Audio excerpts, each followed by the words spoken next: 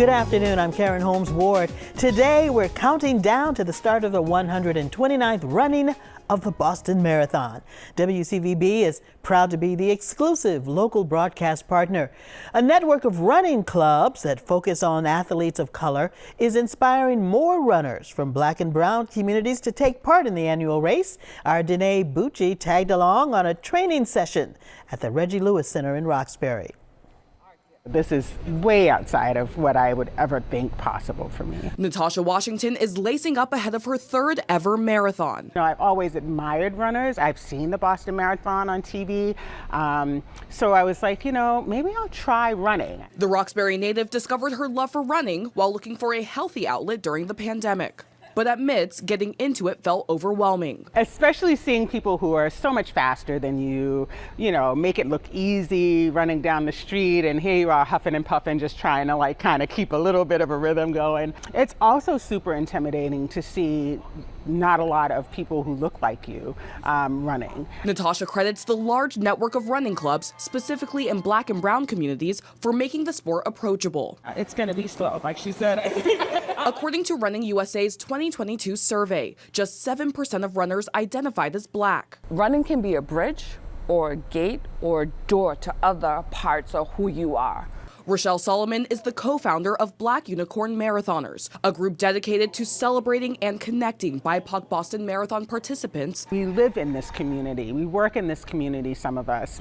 To be able to be somewhere where we live and be able to be celebrated in this way is so important. Danae Bucci, WCVB News Center 5.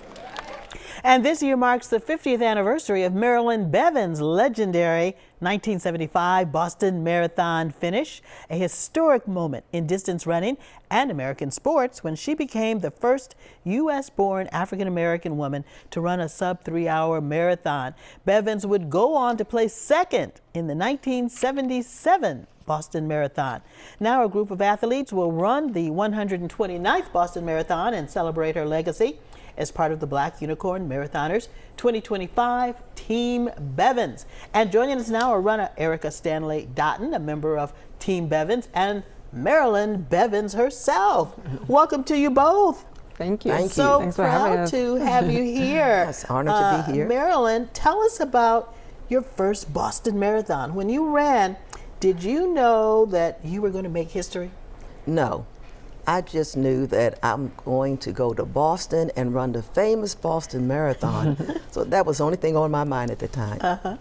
So Erica, you are a member of the list. Tell us what that is, and when did you set your sight on becoming part of it? I am one of now 38 American-born Black women to break 3 hours in the marathon. And I was introduced to the list by my coach, Knox Robinson, back in 2018 when I joined our group. And I didn't come into run. I mean, I've been running a long time, but I didn't know anything about the list. I didn't know anything about Maryland. I didn't know anything about Boston, really. But, you know, over the years, it became a goal, and I finally did it in 2022. I assume you have been inspired by Marilyn's story. And Marilyn, I want to go back to you because I asked you if you thought you were making history, but over the years, as you have looked back and reflected, do you understand why your finish has been so important to everyone? Yes, it's surprising. I just came from Baltimore, and I was part of the Baltimore Road Runners, and they started me out, and I really did not know that there would be so much. But I'm honored to help anybody to run and keep physically fit. You still run, of course. I still run. And I won't ask your age, but you're out there, even though you're a little older than you were in 1975 and 77. Is that a good way to put it? Yes. Okay. And how much do you run? Right now, I'm only running maybe 4 to 5 miles at this point. I'm going to improve it or up it as we get closer to the fall of some races I would like to run. Do you still find joy in running? I love to run. I was running before they had the road races, or a lot that I knew about the road races. I just went out and jogged because I just enjoyed doing it. Now, Erica, you know, you're co-captain of the running group Black Roses NYC. What has been part of that group meant for you And why did you want to participate in Team Bevins? I mean, Black Roses NYC, like I said, I joined back in 2018. It's changed everything about my running. I got a coach, Knox, for the first time. In marathoning, I had a coach. I had a group of people to run with, and being a part. And also, I went to them because I had qualified for Boston. So I was like, I have to get serious. I have to get my stuff together. So I went, and it changed everything. I mean, I ran. This will be my 4th Boston, and wow, congratulations. yeah, thank you. And I'm just really excited to be here, and I feel honored to be here representing Team Bevins, obviously, for the first time. But I just appreciate the fact that I'm able to meet Marilyn, talk to her, and even talk to her about the running and the race itself. I want to ask Marilyn, according to Running USA, there's just a small percentage of runners that are Black.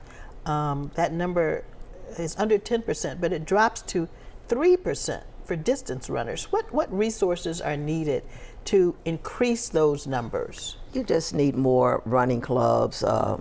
In the schools now, we see more and more Black kids running distance because we know that they can do that. And you look at the Africans, that's a good example. So you need people around who understand that no matter who you are, you could be a distance runner. It's not just one group. That goes back to old time racism. You can only do this, you can only do that. Do whatever you want to do. But you can do a lot of things as long as you have people that encourage you and help you and direct you properly. Okay, I love it. Erica, you've run in 4 marathons, you said. Do you have 4 a part Boston. This is my 4th Boston. 4 for Boston. Do you have a route or a section of the route that you're most looking forward to? For Boston, the end. I do love, the finish line. Even though you're so tired, by the time you turn onto left on Boylston, it's so exciting. Okay. I mean, that's like the best part of the race, All right. honestly. Erica will be cheering you on. Thank you. Marilyn, such a pleasure to meet you. Congratulations. Thank you.